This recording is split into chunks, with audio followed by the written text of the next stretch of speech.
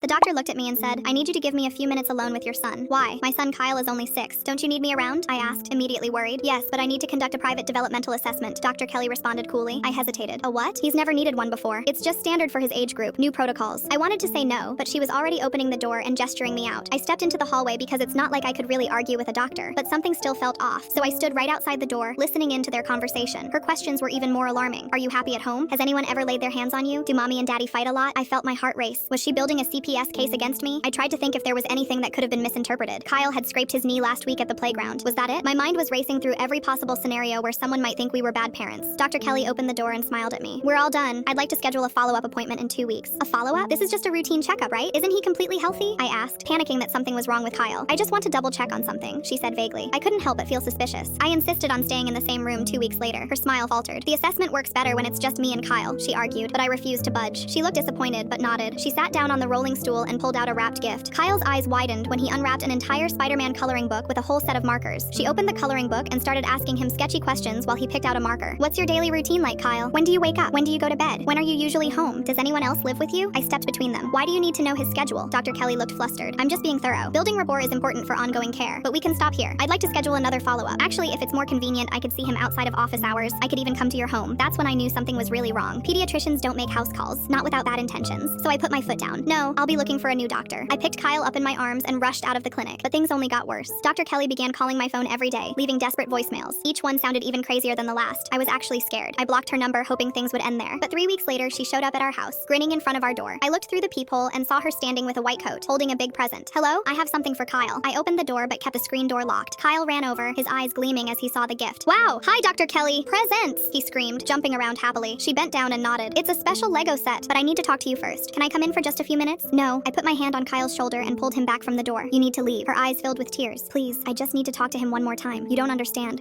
Please let me give him his present." Kyle was tugging on my shirt. "Mom, please, it's a Lego set." But I saw the manic look in her eyes. I couldn't leave it to chance. I pulled my phone out of my pocket to dial 911. That's when Dr. Kelly yanked the screen door so hard the lock snapped and frame bent. She slapped the phone right out of my hand and scooped up Kyle in her arms before I could even scream. "Kyle!" I chased after her, but she was already at her car. She threw him in the back seat and hit the locks. "Stop!" I begged. She started the car as I banged on the window. "Don't do this!" She slammed on the gas and left. I ran to my car in the garage and jumped in, hands shaking so bad I could barely start the car. I chased after the car recklessly, placing 911 on the speakers. I gave them Dr. Kelly's license plate number. "Ma'am, I need you to not engage." But I wasn't stopping. The car pulled up to the children's hospital. I screeched to a stop right behind her car and ran toward them. "Stop! Someone stop her!" 2 security guards rushed in, following Dr. Kelly down 2 hallways past other nurses and patients. She started screaming, "Look! Through the window in that bed! That's my daughter Misty! She's dying and he's the only match! He can save her." Full story on channel linked below.